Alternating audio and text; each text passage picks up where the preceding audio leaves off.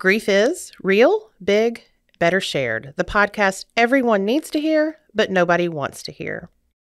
I'm Kevin Lee, President and CEO of Mid-America Transplant, and we are honored to sponsor this episode of Grief is Real, Big, Better Shared. At Mid-America Transplant, we have the privilege of working with families across southern Missouri and northeast Arkansas who make the heroic decision to donate their loved ones' organs or tissues. While donation often brings families comfort, they are still heartbroken by their loss. We are driven by compassion for these families and continue to walk with them through their grief journey. Mid-America Transplant provides several programs to help families memorialize their loved one, but we believe that some of the best support can be provided by a grief center. We are proud to work with the Center for Good Grief and appreciate everything they are doing in the region to bring healing to people who are coping with loss. Mid-America Transplant is inspired by life and by the donor families who give transplant patients a second chance at life. For more information about being a donor, visit sayyesgivelife.org. Hello, welcome to Grief is Real, Big, Better Shared, the podcast everyone needs to hear, but nobody wants to hear. Grief. What is grief? What helps us feel better when we are grieving? These are some of the questions we hear a lot. I'm Angela Hamblin Kelly, the administrator of the Baptist Centers for Good Grief. Our grief program started in 1999, so for over 25 years, we have been providing grief camps, grief groups, and individual grief counseling for children, teens, and adults. We are doing this podcast because clients have been asking for it as a platform for support. That is really the foundation of most of our services, the community asking for more, and we are so grateful to our community donors who have generously supported us over the years, as all of our services are free of charge. So why this podcast? Mainly because grief is the most universal experience there is. Again, this is the podcast everyone needs to hear because grief involves pain and vulnerability, which is why it's also the podcast nobody wants to hear. I sit here today with 25 years of experience as a grief counselor, but I'm also a griever. So in this podcast, we hope to honestly look at grief and discuss the heart and head tug of war from an evidence-based grief counseling perspective, but also the real life perspective too.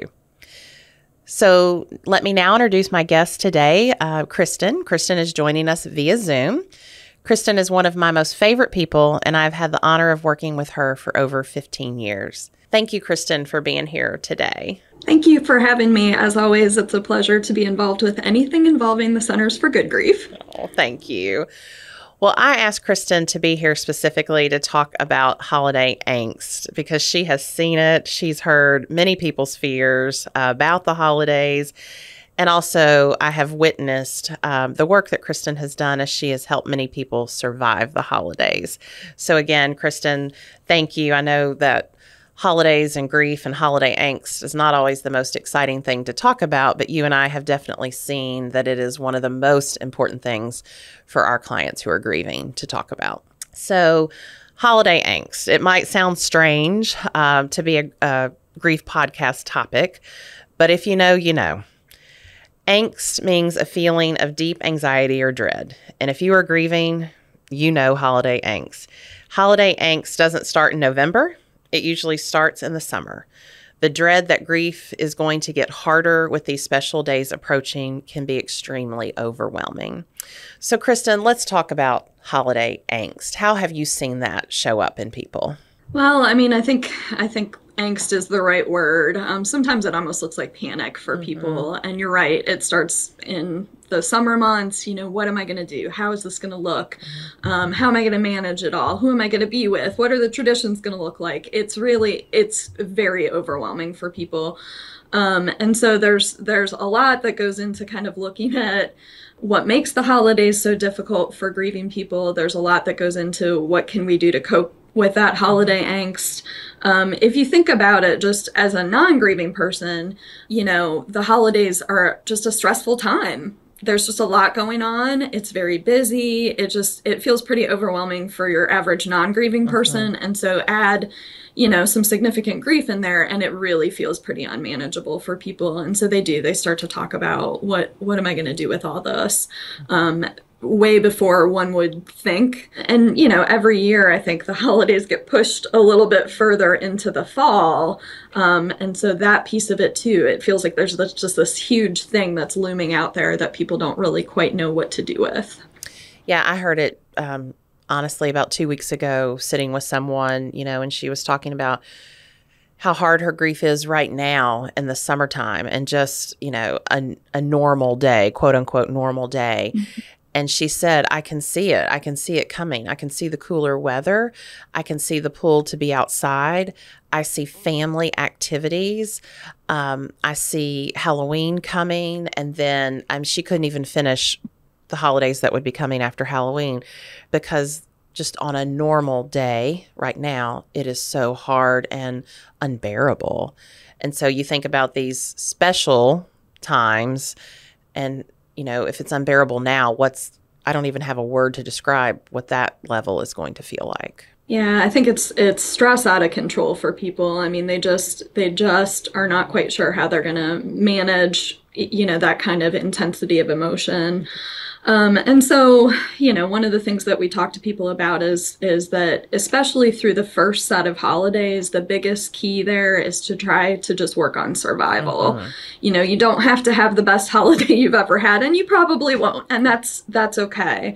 We really we encourage, we're going to make a plan to try to work towards surviving through the first set of holidays. And a lot of times what I'll try to do with folks is sort of push that discussion a little bit. We will make a plan, we will work on this, but let's try to deal with what's right in front of us right now. So as to kind of push some of that angst forward a little bit so that we can deal with, what's going on right now. Because as you said, I mean, an average Tuesday is a stressful day for a grieving person. So the holidays just start to be magnified. And that comes back to a very similar theme or, that comes up in our podcast is we have to approach things in these small bite-sized pieces. So let's think about, maybe fall first before we think about Christmas, or kind of take these things kind of one at a time and know that we can have a plan to survive each one. Yeah, I think that's important.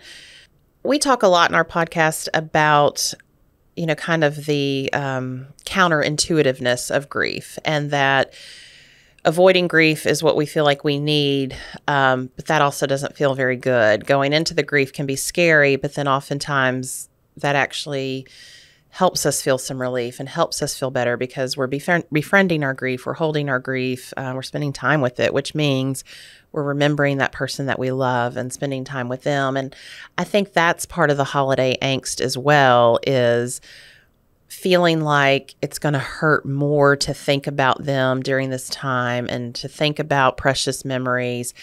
And it feels like, okay, we must do everything to avoid this, when in reality, sometimes going into those, which may mean, maybe hanging their stocking or, I know some people who will sit and hold the stocking or maybe put the stocking in a different place, or when they're getting ornaments out, like sit and remember, maybe when they made this ornament or where this ornament was purchased together. And so I think too, that that's part of the holiday angst, is that counterintuitiveness of, not wanting to go into the grief, but also having a pull into the grief. And that's where dosing can be important with holiday angst, is allowing yourself time to remember and reflect, but also time to do things differently or walk away or take a breath. And so, Kristen, I think you mentioned a client who maybe didn't do a tree one year, but put out pine needles, things like that can be helpful with dosing the grief. But I think that's where that angst comes from, is because it's a natural sense we have of wanting to remember, and those memories are so precious, but being afraid of that pain. I think sometimes there's hidden gems in there too. I mean, there's things that sometimes you might not remember, but maybe one of your family members does. And so sometimes just kind of opening the door for some of that to be brought up can be really good for people because it reminds you of these things that maybe you hadn't thought of. And sometimes the memories can be really, they can feel overwhelming, of course, but sometimes they can be funny and they can bring a little joy that you didn't think was going to be there at all. And so sometimes just opening the door to any of that can be really, it can be an opportunity, I think, for grieving people. If you're willing to sort of risk feeling a little bit of that intensity and that pain, sometimes there's some good stuff on the other side.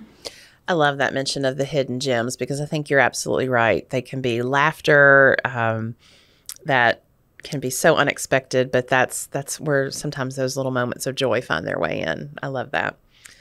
Also, with holiday angst, family is the central focus. So, it's all of a sudden, with these special days towards the end of the year of holidays, it's family being thrown in your face when your family has changed forever and is very different because someone very important is missing.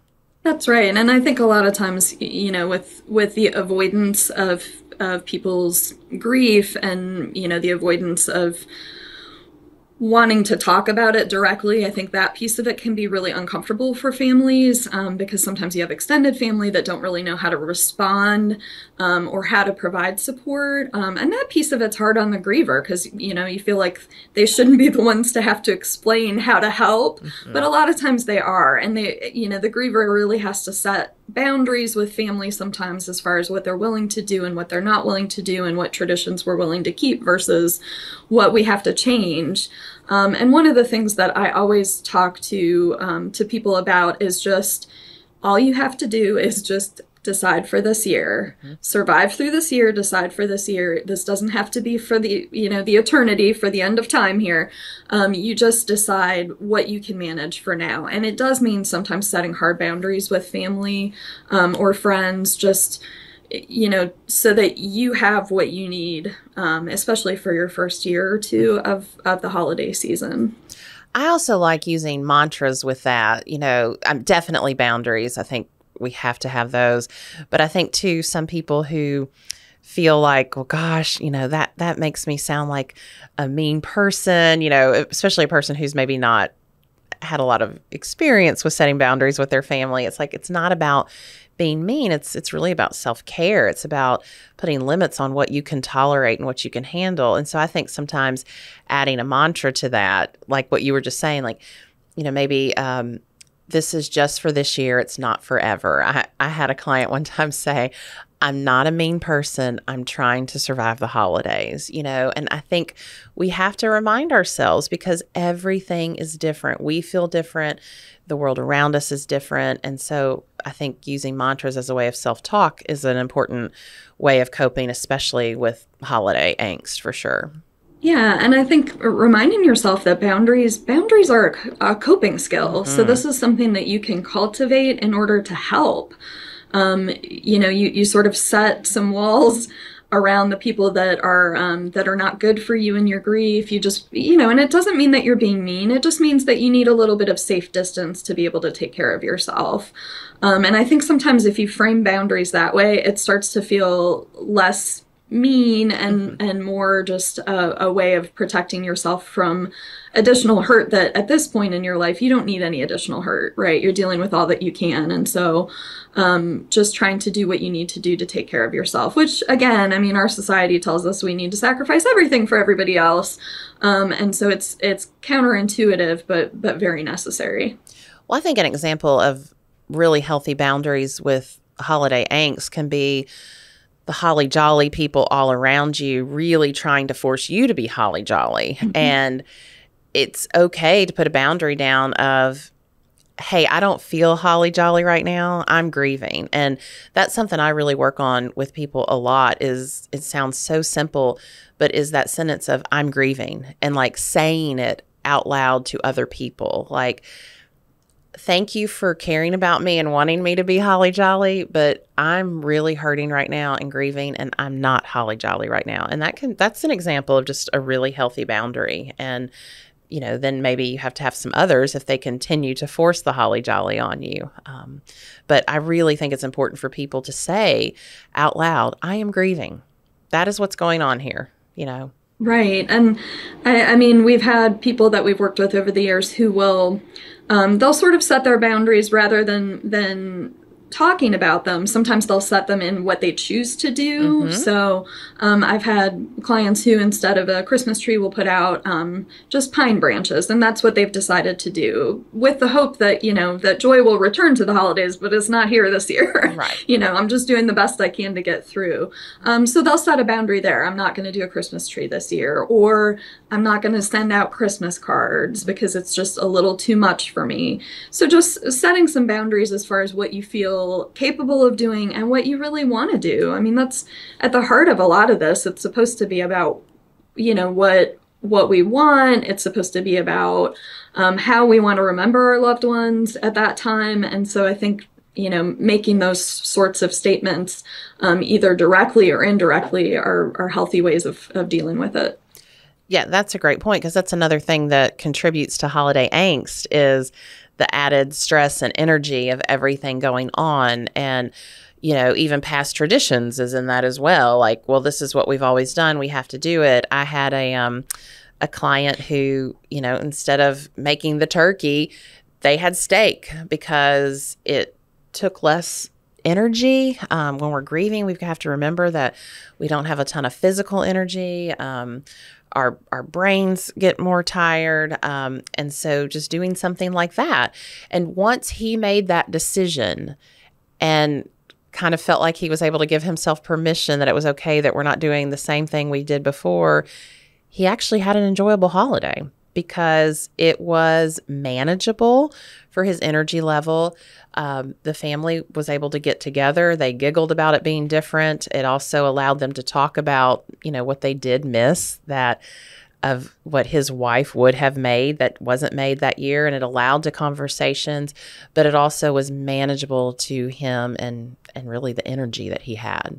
And I think just acknowledging that it has to be easier, mm-hmm. right? You have to do things easier for yourself so that you can survive through. We used to do the holiday workshop. Maybe you guys still do at the center, but we always had somebody that would raise their hand and they'd say, well, what if I just want to flee? What if I just want to go on a cruise? And the answer to that was always the same. You do what you have to do for your first year. Nobody, the police aren't going to come out and say, okay, you did it wrong. You weren't supposed to do that your first year. If you have to flee with your family on a cruise, okay, expect that your grief goes with you. But if that's what you need to do in order to survive through it, then go ahead and do. We really encourage people to avoid guilt tripping themselves. And also, if people are putting guilt on you, you don't have to receive that. Right. Okay. People are just doing the best that they can to get through whatever that looks like, especially the first couple of years. That's a great point that you brought up, is that part of holiday angst comes from this is such a time of remembering. And so, yes, when you're developing your plan for your holidays, fleeing, going somewhere else, there's nothing wrong with that, but knowing that the grief will go with you. If you stay and you kind of continue to do traditions that you did in the past, or if you are doing new traditions, your grief will be with you. We just encourage, everything is about balance. So we encourage, kind of maybe doing something different, but also doing something that's intentional about remembering. And what does that look like? And that looks very different for many people. Even within the same family, what can be a great idea to one person can be an oddball idea to another person. I have to tell this story from someone we used to work with. When her father died, she arranged this lovely time at Thanksgiving for everyone to light a candle and say something about their father, and her mother was there as well. And I know that it was lovely, and our coworker got so much from that. And at the end, her mother said, "Is the seance over?" And it just crushed our coworker, Kristen, right? Because it's like she had put it was so sweet, so much time and so much energy, and it was so special to her. But her mom thought it was totally crazy to have all these candles out and be doing all this stuff. So I think I tell that story knowing that she would be totally fine with us telling it, but that what works for one person in a family may not be the same that works for someone else. And that's where, as a family, I think communication is important, giving each other grace. And we've said this word, I wish we should have counted probably 20 times by now, but having a plan and sitting down together as a family and saying, what do we want to do? What feels right to us? And if something doesn't feel right to the family, it doesn't mean that you can't do it. Maybe you do that with a friend, or you have that as a time of your own remembrance. But I think that can contribute a lot to holiday angst as well, is just how do we remember? How do we bring our loved one to the table is what we like to say. And how do we remember? And then, kind of having that respect and grace for everyone in the family, that it can be different for all of us. Well, one of the messages that we really want grievers to know and to understand is that the holidays do get easier to manage over time, especially once you get the first, sometimes the second set of holidays out of the way. You've had some practice at how to manage all this. And I will say that, joy, just like any other place in your life, joy does start to creep back in for people. And so the holidays do become good again, just in a very different way. Kristen, as we wrap up, what do you think is one thing that grieving people really need to know and keep in mind as they're approaching, maybe their first holidays as a new griever? Like I said before, I think that especially for the first set of holidays, you really just want to focus on survival. You're just getting through. It doesn't have to be there. You can lower your expectations, no expectations. You just do the very best you can, and you can't do it wrong. You just can't. It has to be what it's going to be for you this year. And so allow yourself to just have permission to do this your way. And if people give you a hard time about that, I always sort of brought it back to when I worked at the center. I'd say, blame it on us. If somebody's saying, no, you got to do it this way, you say, you know what? No, my counselor says I can do what I have to do this year. And you can use that excuse whether you go to the center or not. But I think sometimes just having that leave to be able to do what you feel like you need, and not receive guilt from yourself or anybody else about what you're doing, I think is the way to go for your first year.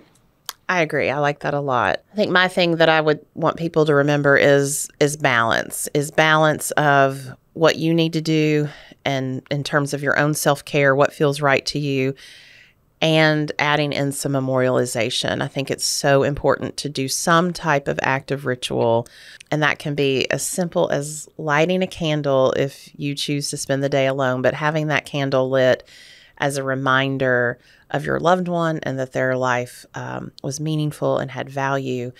And so I think balance. I think that's what I really encourage people going into the holidays. I've also had a lot of clients say that January will come and that they know that they can get these holidays behind them. They'll say, I know I'll have to do them again, but I think a lot of times it really is in that first year and second year is just survival of learning how to do this. But I think that's where it's important to remember you're not alone. That's why we're talking about this. Holiday angst is real. It happens. And the importance is figuring out a plan and a way of coping. So, Kristen, thank you for being here with me today to talk about this and to help people start thinking about their plan. Thank you. That seems like a great place to end today. Grief does heal. Let me say that again for everyone listening. Grief does heal, but grief demands attention and care. Grief needs support and patience. Remember that your grief is a reflection of your love. You are not alone. This world is full of many grievers like you. You can learn more about us at www.baptistgriefcenters.org. You can check out our YouTube channel, Baptist Centers for Good Grief. You're welcome to email me at angela.kelly, Kelly, @bmhcc.org. If you have questions about grief or if you have topics that you would like to hear more from us, please feel free to reach out and share. And remember, grief is real, big, better shared. We'll talk soon.